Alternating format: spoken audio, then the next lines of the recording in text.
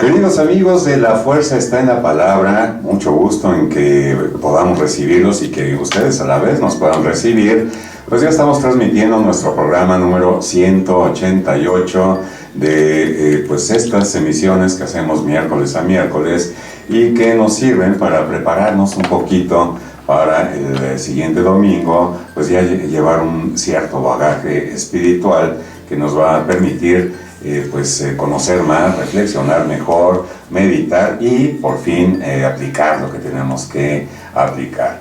En esta ocasión, un evangelio muy bello, un evangelio que nos trae una pedagogía divina, como siempre. Pues, ¿qué vamos a decir del evangelio? Siempre decimos que es muy bello, pero en el día de hoy, seguramente que nos va a confrontar a usted y a mí con una pregunta que nos hace, bueno, más bien dos preguntas que hace el Señor y que pues lo hizo a los apóstoles. En esta ocasión pues nos la va a hacer a nosotros. Primero, preguntar quién dice la gente que soy yo.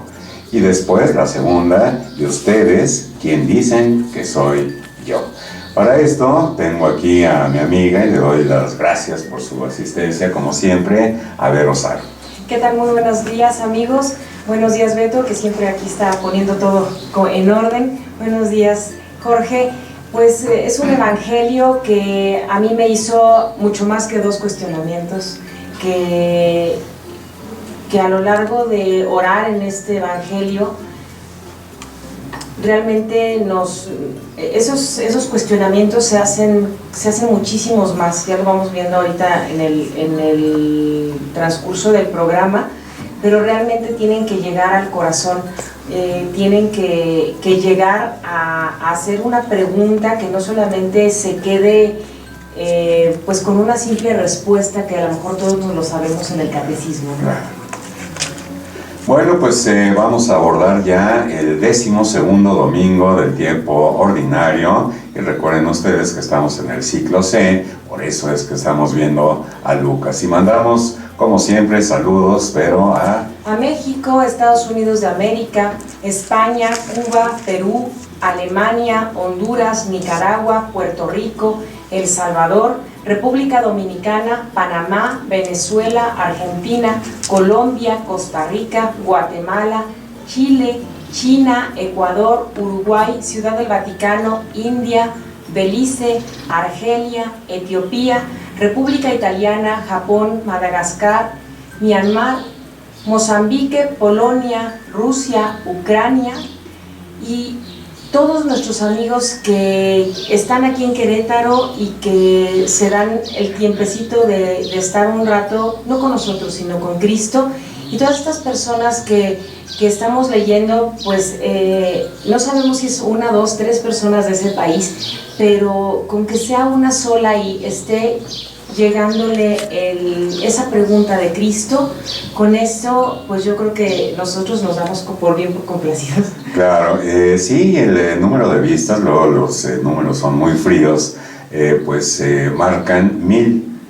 Puede ser que sean un poquito más de 1000, pero puede ser que en cada casa, ¿verdad?, pues haya una familia o haya 2 o 3 viéndolo, pero como dice Vero, una sola persona que escuche el evangelio y que se convierta por ello, bueno, pues ya es el éxito mayor de los éxitos. Dos cosas que siempre repetimos: muchas gracias porque estamos formando una verdadera comunidad, que estamos meditando y leyendo el evangelio y sobre todo ver qué es lo que nos enseña personalmente el Señor para aplicarlo en nuestras vidas. En esta ocasión nos vamos a Lucas capítulo 9, versículos del 18 al 24, será el evangelio que hagamos, pero antes pues vamos a ponernos en presencia del Señor y la segunda cosa, hacer conciencia de que Él está aquí en esta cabina y que está con cada uno de ustedes ahí donde nos están recibiendo. En el nombre del Padre, y del Hijo y del Espíritu Santo. Amén. Señor Jesús, te pedimos en este día porque nos llenes de Espíritu Santo. Necesitamos, Señor, realmente contestar estas preguntas, no mentalmente, sino dentro de nuestro corazón. Realmente, si esas preguntas no han llegado a nuestro corazón, te pedimos porque tú nos ayudes a contestarlas, a tener ese amor tan grande, ese amor verdadero que tú tienes, que nos regalas gratuitamente para que nosotros podamos realmente sacar y devolver ese amor a nuestros hermanos. Pero primeramente necesitamos de tu ayuda, necesitamos que dentro de nuestro corazón el centro seas tú. Por eso te pedimos, Espíritu Santo, para que nosotros podamos entender y podamos enamorarnos de ese amor tan grande que eres tú. Madre María, acompáñanos en este proceso de evangelización, acompáñanos y preséntanos quién realmente es Jesús. Amén. Amén. Bueno, pues ya estamos listos, vamos a escuchar el Evangelio. Les recuerdo, en el capítulo 9 del libro de San Lucas, versículos del 18 al 24.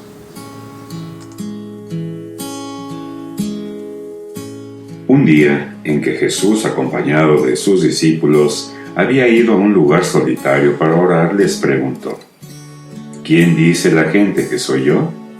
Ellos contestaron: unos dicen que eres Juan el Bautista, otros que Elías, y otros que alguno de los antiguos profetas que han resucitado. Y él les dijo: ¿Y ustedes, quién dicen que soy yo? Respondió Pedro: el Mesías de Dios. Él les ordenó severamente que no lo dijeran a nadie. Después les dijo: es necesario que el Hijo del Hombre sufra mucho, que sea rechazado por los ancianos, los sumos sacerdotes y los escribas, que sea entregado a la muerte y que resucite el tercer día. Luego, dirigiéndose a la multitud, les dijo: si alguno quiere acompañarme, que no se busque a sí mismo, que tome su cruz de cada día y me siga, pues el que quiera conservar para sí mismo su vida, la perderá, pero el que la pierda por mi causa, ese la encontrará. Pues ahí tienen, queridos amigos, este precioso evangelio, y que si ustedes están de acuerdo vamos a ir desglosando con cada una de estas palabras, de estos textos que conforman este evangelio de Lucas número 9. En primer lugar, Jesús va a un lugar solitario para orar. Esto es hermosísimo, y recordamos varias veces en que Jesús pues ha ido a un lugar solitario, y de preferencia siempre va a un lugar alto, ¿verdad? Va a un monte, va a un cerro, como diciendo que nos vamos a elevar en la oración. Y bueno, pues como es costumbre, San Lucas hace preceder por la oración los momentos claves de la misión de Jesús. Por ello, en este párrafo, la oración es más una preparación a la revelación que hará a los apóstoles que respuesta a la pregunta original. En todos los evangelios canónicos, solo en Lucas es donde la oración de Jesús ocupa un lugar preponderante. Lo mismo que sobre la enseñanza a sus discípulos sobre la oración. El contexto de este párrafo nos ofrece indicaciones sobre el motivo de esta oración, pero no sería arriesgado recordar que en el mismo pasaje paralelo de Mateo, Jesús habla de una revelación del Padre que está en el origen de la confesión del apóstol. Bueno, pues vamos a desglosar este punto. Jesús va a orar a solas con sus discípulos. Fíjate, Vero, que hace algún tiempo, bastante tiempo, unos 6 años, en una cuaresma, el sacerdote nos aconsejaba y nos sugería que fuéramos a un lugar solos a orar. En este tiempo en que se lee acerca del desierto, de que Juan predica en el desierto y todo, pues hacer como una especie de desierto personal. Y quiero yo ahora recomendárselos a ustedes si no lo han hecho. En aquella ocasión, pues escogí yo un cerro que es el más alto de Querétaro, que es el Cerro del Cimatario, donde están montadas ahí las antenas de televisión por ser el más alto, y desde ahí pues viene toda la señal, y sin embargo pues dejan entrar a las personas y podemos caminar, podemos hacer un paseo o podemos ir a orar como en esta ocasión. Y me acuerdo que, bueno, pues sí me aparté del camino de piedras, me aparté, y el sacerdote nos recomendaba que fuera por lo menos unas 4 horas en que estuviéramos ahí a solas con el Señor. Entonces, pues así lo hice, y bueno, pues los primeros momentos ¿qué hago aquí? ¿No? ¿Y ahora qué voy a hacer o qué le voy a pedir al Señor?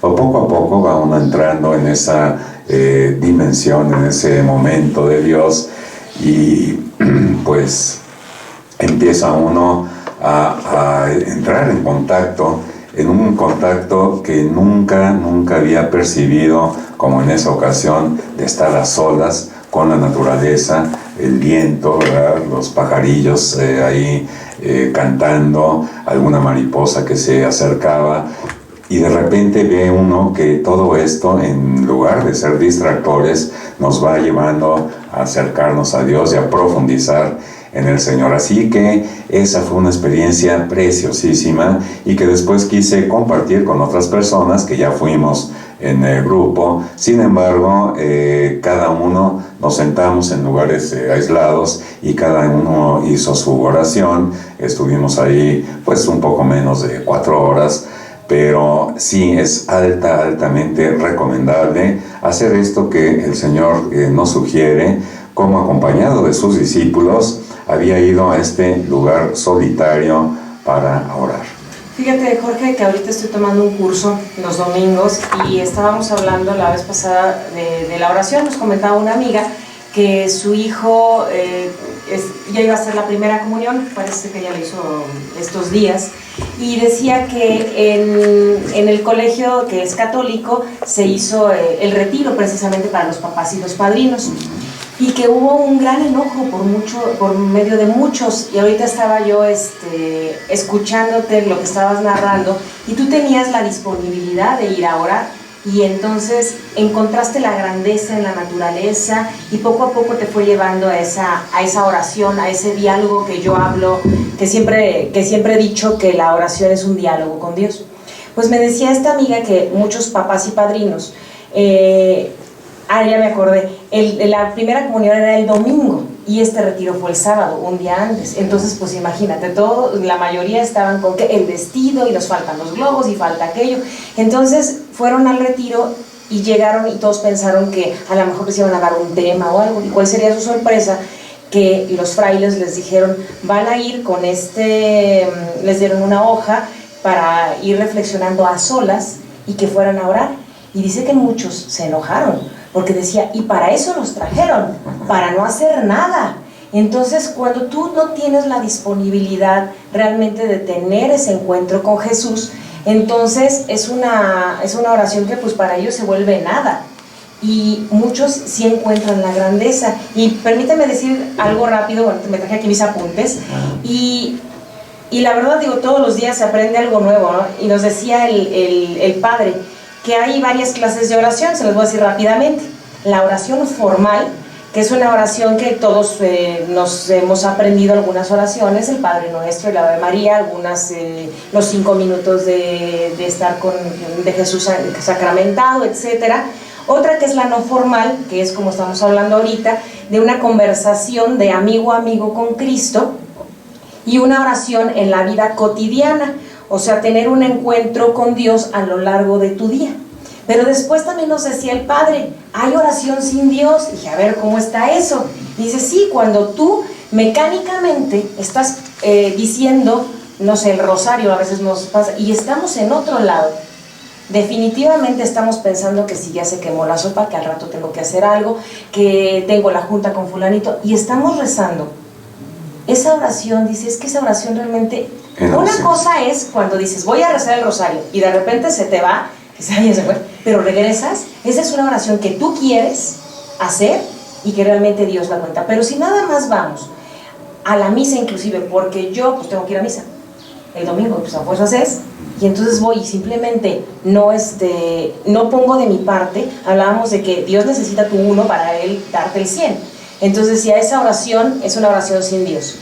Hay otra oración que es la sentimental, que simplemente te dejas llevar por el momento, que puede pasar en un santuario bonito, puede pasar en un lugar lindo, y al final de cuentas te quedas con el concepto y te quedas con toda la idea general del lugar bonito y no te metes en Dios. Hay muchas personas que meditan y que es muy bueno como relajación, pero no te lleva al contacto con Dios porque tú no quieres ese contacto.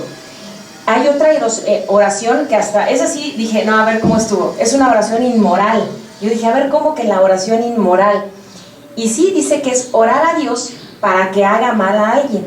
Valga. ¿Y cuántas personas pueden llegar a decir, es que quiero que fastidies a fulanito porque me hizo tal cosa, y quiero que destruyas a fulanito y que le pase no sé qué? Y entonces decimos, hay veces estamos diciendo que no son, ¿cómo te digo? Sí es oración, porque es un diálogo, pero a final de cuentas es como esta del fariseo y el pecador, ¿no? El publicano, ¿no? Que uno salió con la gracia y otro no, mas sin embargo los dos oraron, pero uno en su soberbia y el otro con humildad. Entonces también vamos teniendo en cuenta esta oración que nosotros hacemos, ya no me alargo más, para precisamente tener ese diálogo con Dios. Claro. Sí, importantes acotaciones y bueno, pues vamos a ver por qué sube el Señor. Bueno, no sube, no dice aquí que suba al monte, yo no me lo imagino, sí. La opinión personal, ¿verdad? A orar en soledad con los apóstoles. Bueno, recordemos que siempre que tenía un momento importante o de los más importantes, Jesús subía a orar o él solo o con sus apóstoles. Recordemos cuando precisamente iba a escoger, antes de escoger a los apóstoles, pues él sube al monte a orar, y ya para la madrugada pues ya estaba trabajando, ya estaba ahí en el lago Genezaret escogiendo y llamando a sus discípulos. Bueno, pues en esta ocasión Jesús lleva a sus apóstoles precisamente a orar porque había un gran momento, iba a ser la revelación de quién era él mismo, y lo hace a través de una pregunta que vamos a ver enseguida. Pero el Padre pues ya había revelado quién era Jesús precisamente ahí en su bautismo, ¿verdad? En ese momento en que dice el Padre, se oye una voz del cielo que dice: este es mi Hijo amado, en quien tengo mis complacencias, y aparece el Espíritu Santo en forma de paloma y el mismo Jesús que estaba siendo bautizado. Una preciosa teofanía de la Santísima Trinidad. Y entonces, bueno, pues va a orar para esta revelación que les va a hacer a sus discípulos. Recordemos también en las diferentes formas de oración a Samuel, un personaje de la Biblia que pues oía la voz y la oyó durante 4 ocasiones en que lo llamaba y él pensaba que era el sacerdote Elí que lo estaba llamando. Se acercaba a él y le decía: dime, aquí estoy, y no, vuélvete a dormir porque yo no te he llamado, decía el sacerdote Elí, hasta que comprende pues que era la misma voz del Señor quien lo estaba llamando, y le aconseja: cuando oigas la voz, dile: heme aquí estoy, Señor. Habla, Señor, que tu siervo escucha. Habla, Señor, que tu siervo escucha, exactamente. Y entonces, bueno, pues esas no solo son historias que ya pasaron, son historias que las puedes vivir tú en este pleno siglo XXI a través de la oración. Probablemente a alguno de ustedes les haya sucedido que en medio de la noche, en la madrugada, despiertan con el Padre Nuestro en la boca, por ejemplo, o con alguna canción que decimos nosotros se despegó, ¿verdad?, de la iglesia. Pues es el Señor que les está llamando, y que ojalá que en ese momento surgiera ya esa oración consciente, profunda, de estar en Él. Este lugar solitario, fíjate, Vero, que muchas veces en la noche, como les cuento, despierto yo para orar, y me dirigía la posición hacia donde estaba el Santísimo de mi parroquia. Y en esa ocasión que fui allá al cimatario, pues no ubicaba bien, como que se pierde uno, se desorienta cuando va subiendo el cerro, y no sabía yo para dónde estaba el Santísimo. Así que empecé yo a suponer para dónde podría estar, y me acomodaba yo en esa dirección. Y después empecé a pensar: bueno, Dios también está a mi derecha, y me ponía a la derecha, y luego me ponía hacia el sur, y luego me ponía a la izquierda también, y me di cuenta que el Señor llena absolutamente todo el espacio, ¿no? Y San Agustín lo encontró adentro. Así es. Y lo andaba buscando por todos lados. Así es. Así es. Bueno, pues vamos ya a la pregunta, porque inmediatamente después de estas frases, Jesús lanza esta pregunta: ¿quién dice la gente que soy yo? Y esto podríamos nosotros ya pues empezar a tratar de contestar en este tiempo: ¿quién dice la gente que es Jesús? Y creo que se parece mucho, ¿no? Muchos dicen que es un profeta, que es un gran maestro, que es un gran maestro, un iluminado, todo esto, ¿no? Hay algunos libros de otras religiones donde sí no hablan mal de él, pero hablan como si fuera como una gran persona que apareció en el mundo, nada más así, haciendo el bien, y como un profeta, como un llamado, ¿no? Nada más. Bueno, pues así es, empieza nuestro Señor haciendo esta pregunta: ¿quién dice la gente que soy yo? Pero luego va a algo más profundo, ¿verdad? A algo más personal, a algo más íntimo, y pregunta: ¿y quién dicen ustedes que soy yo? Creo yo que, bueno, pues ya nos está dando el tip nuestro Señor con esas dos palabras: soy yo, ¿verdad? Que viene desde el Antiguo Testamento, el nombre que le da a Moisés para que lo dijera al pueblo de Israel, el Yahvé, yo soy. Bueno, pues Pedro es el primero en confesar a Jesús como el Mesías de Dios. Aquí en Lucas así lo confiesa. En Mateo dice: tú eres el ungido, tú eres el Cristo, el Mesías de Dios, un poquito más amplio. Y puesto que seguirán un orden de silencio, pero solo hasta Pentecostés, cuando lo proclamará de nuevo abiertamente, ahí en Hechos 2:31. Aquí, querido amigo, querida amiga, conviene hacer un alto, olvidándonos por un momento de todo lo demás y enfocándonos en las dos preguntas que Jesús hizo a sus apóstoles en aquel entonces, pero ahora haciendo el mismo Jesús hoy y a mí personalmente. Primero pensemos en quién dice la gente que soy yo. Podríamos contestar en este tiempo lo mismo que contestaron los discípulos. Muchos dicen que Jesús fue un gran profeta, otros dirán un poco más atinados, cambiando el tiempo del verbo, o para decir Jesús es un gran profeta, o podríamos ir a las estadísticas de población y decir que los 7 millones de seres humanos, solo el 17% son católicos, pero ¿cuántos de ellos serán realmente creyentes en toda la extensión de la palabra? ¿Cuántos de ellos son realmente seguidores de Jesús? Alguien más dirá: Jesús es la misma, en la misma pregunta, ya de facto nos está indicando quién es Él, porque, como decíamos, usa la fórmula teológica que fue revelada a Moisés, el yo soy.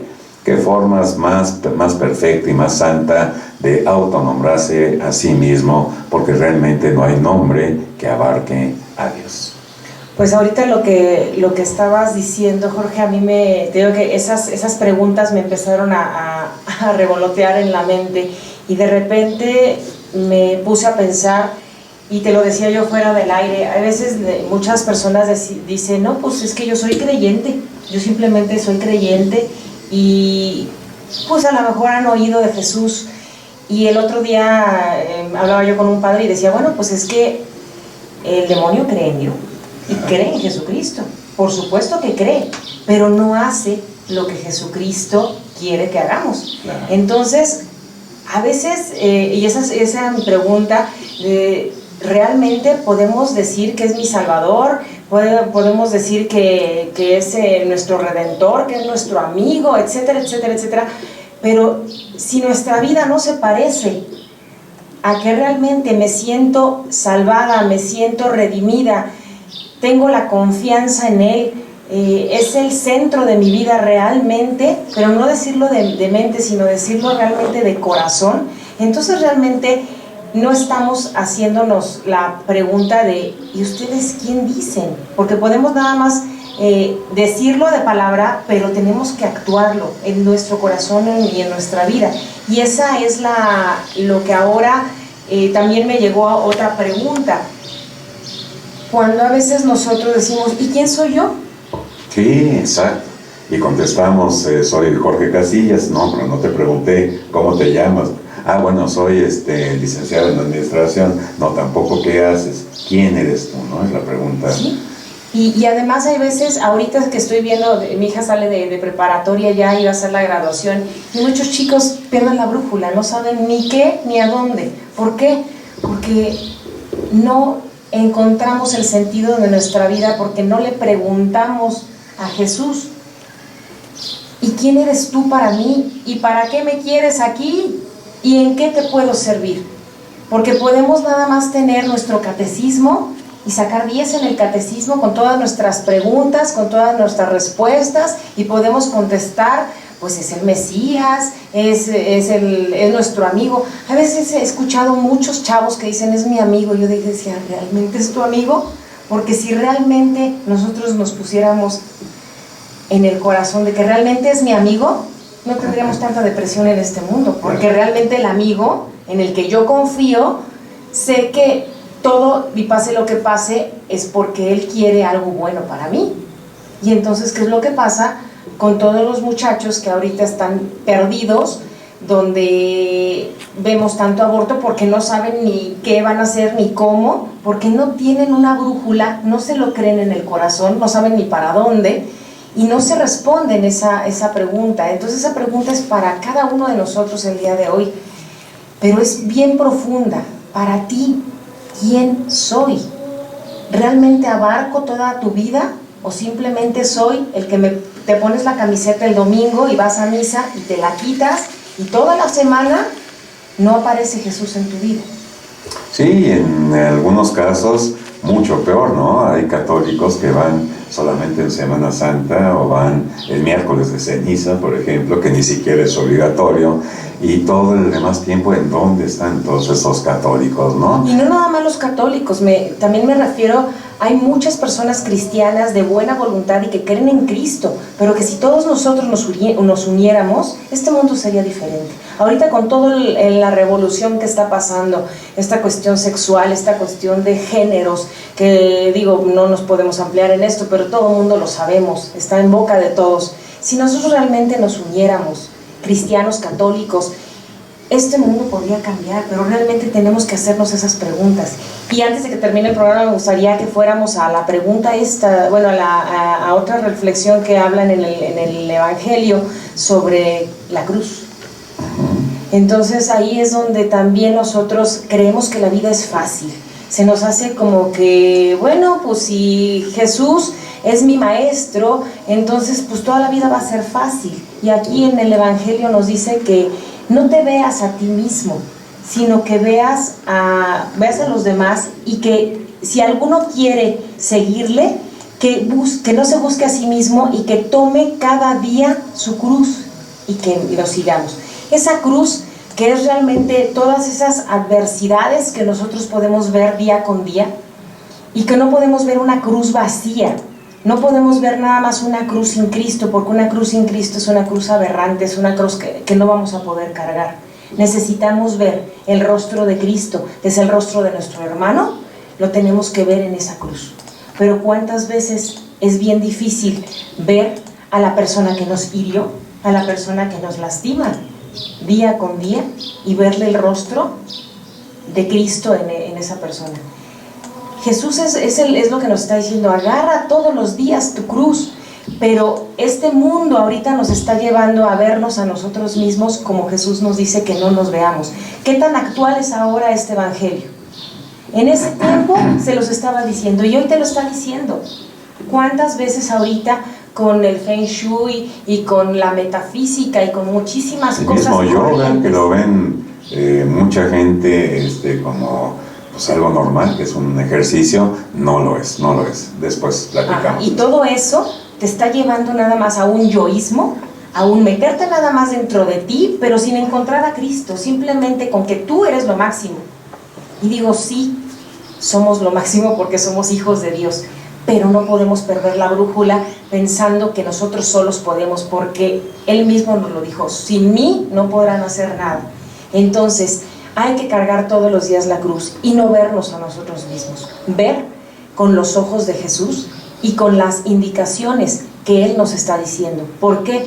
Porque aquí, regresándome un poquito, ellos ¿qué pensaban del Mesías? Que iba a ser un guerrero, que iba a ser una persona con espada. Por eso les dice, quédense callados ahorita. ¿Por qué? Porque Él no tenía la idea de ese Mesías. La idea que ahorita nos está metiendo el mundo es tú. Y esa no es la idea de Cristo. Entonces, por eso en ese momento les dice, todavía no estaban preparados, como dice hasta Pentecostés, porque cuando llega el Espíritu Santo, ¿quién es el Espíritu Santo? Pues es Dios. Y en ese momento nos da la fuerza para que entonces sí podamos salir adelante y podamos contestar, como lo pedía yo en la oración, podamos contestar esas preguntas desde dentro del corazón. Sí, esta semana, el lunes, amanecimos con una tremenda y horrible noticia, absurda totalmente, de un asesinato en un bar gay de 50 personas y otras 53 que estuvieron heridas. Y porque tú hacías mención del mundo, cómo está de cabeza, ¿verdad? Y precisamente haciendo caso a esto, que es un principio fundamental y que es la verdad absoluta que podemos encontrar en Jesús y que no la podemos encontrar en ningún otro lado, Él lleva a darnos un paso más en este evangelio de hace unos días, que nos dice, ama también a tu enemigo, ¿no? Si hiciéramos esto, como dices, qué mundo tan diferente sería. Me imagino que es como una fuerza centrífuga de odio, de violencia, como aquellos juegos de feria. ¿Te acuerdas que se paraba uno y empezaba a dar vuelta y hasta se movía en forma vertical y uno no caía? Y era difícil salir de esa fuerza centrífuga. Así lo veo, tan o más difícil salir de esta pues espiral de violencia, de esta fuerza, a menos que tengamos en nosotros muy profundamente y comprendida y hecha la palabra del Señor. Ama a tu enemigo. Y no nada más, pero fíjate que permíteme interrumpirte. Hay veces muchos católicos, y ahorita lo estoy viendo, muchos católicos están odiando a estas personas que tienen otro pensamiento, otra inclinación sexual, pero Jesús nos dice, es que ama a todas las personas porque es tu hermano.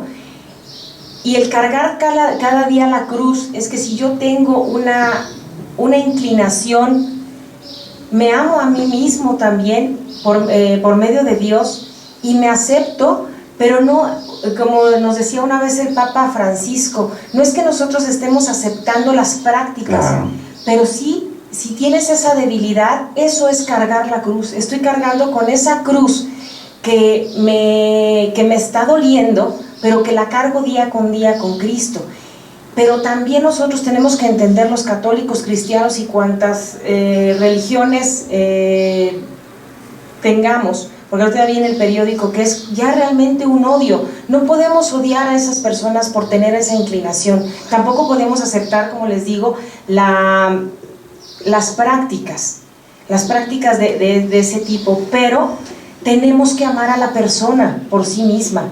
Al delincuente, uno de los ejemplos que tuvimos más fuertes y que a mí de veras me sigue impactando fue cómo Juan Pablo II puede perdonar a la persona que casi lo asesina. Eso es amor, y no le estaba diciendo, ay sí, mátame. No, o sea, no le estaba aceptando lo que hizo, mas sin embargo ama a la persona.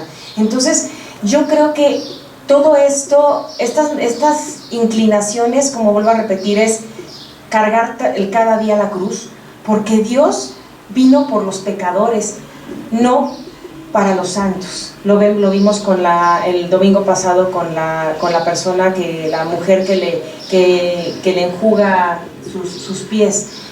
Estamos viendo que al pecador lo acepta, a la persona que está confundida la acepta, pero no acepta el pecado.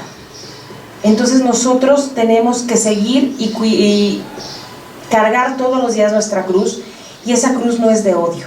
Esa cruz, como les decía, la tenemos que cargar con Cristo, porque si no vemos a esos hermanos con la cara de Cristo, va a ser aberrante y vamos a seguir presenciando, desgraciadamente, que ojalá que no, estas situaciones de matanzas, de gente que no está de acuerdo, pero que tampoco es correcto y nunca va a ser correcto matar a otra persona. Claro, y bueno, estaba yo pensando que ciertamente este lugar, un bar, aunque no sea gay, pero siendo gay, pues es un lugar de pecado. Pero lo que tú decías, Vero, lo que exactamente hace nuestro Señor Jesús es que aborrecemos el pecado, pero amamos y deseamos que se convierta el pecador, ¿no? A través de la misericordia de nuestro Señor. Y ya tocando esta pregunta que le hace a Pedro, ¿y ustedes quién dicen que soy yo? Yo me puse a pensar, bueno, no podemos superar esta respuesta de Pedro porque fue revelada precisamente por el Padre, pero también pensaba que ahora nosotros tenemos un poquito de ventaja sobre Pedro porque tenemos la revelación completa aquí en las Sagradas Escrituras, la revelación completa. ¿Y qué es lo que dice esta revelación? Que ya sería una revelación pues para todos, ¿no? Primero, que Jesús es sumo y eterno sacerdote. Eso lo encontramos en Hebreos 4, del 14 al 16. Otra revelación es que Jesús es el Cordero de Dios, el único que quita el pecado del mundo, en Juan 1, 29. Jesús es camino, verdad y vida. Verdad, aquí subrayo, verdad, porque es la verdad absoluta, en Juan 14, 6. También podríamos decir Jesús es luz, en Juan 8, 12. Y Jesús es amor. Esta es la definición más certera, creo yo, en la Biblia, que la encontramos en la primera de Juan 4 a 8. Y finalmente, pues el Papa le ha dado un nuevo nombre en este año jubilar, que es Jesús es misericordia. Pues ya, 2 minutitos para terminar, concluimos. Pues ahora sí que volvemos nada más a interiorizar en el corazón que vive ahí Cristo, y tenemos, yo creo que nos queda de tarea un poco en esta semana ir digiriendo un poco este evangelio. Vamos leyéndolo poco a poco, vamos haciéndonos esas preguntas con una oración, como tú dices, yéndonos a un lugar solitario donde nos vayamos con nuestra Biblia, nos vayamos con la palabra de Dios y vayamos yendo cada una de estas palabras, cada una de estas frases, haciéndolas nuestras. Y esa es una forma de oración rica, donde realmente el que te va a hablar al corazón es Cristo. Porque la palabra de Dios, como lo vemos en este programa, la fuerza está en la palabra. Si nosotros realmente queremos que Jesús nos hable, los invito esta semana a irnos a este lugar apartado con nuestra Biblia, y Dios, yo sé que va a hablar con nosotros. Ojalá que puedan ustedes hacer esto. Sabemos que nunca tenemos tiempo, ¿verdad?, en esta vida tan pues rápida, sobre todo las mamás que tienen niños que tienen que atender, pero vámonos en familia, ¿no? Si los niños ya tienen la edad suficiente, pues a lo mejor nos podemos separar, si no, pues ahí todos juntos. Y ya para reflexión personal, creemos todos en Jesús, pero algunos entienden a Jesús de una manera y otros de otra. Hoy, ¿cuál es el Jesús más común en la manera de pensar de la gente? La primera pregunta. ¿Y la propaganda cómo interfiere en mi modo de ver a Jesús? ¿Qué hago para no dejarme embaucar por la propaganda que nos impide hoy reconocer y asumir el proyecto de Jesús?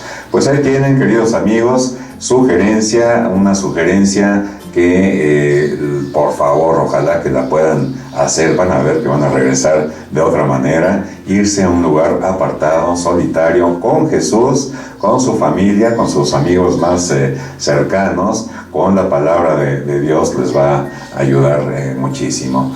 Pues queridos amigos, no nos resta más que decirles que pasen ustedes el resto del día lleno de Dios. Hasta pronto y muchas gracias.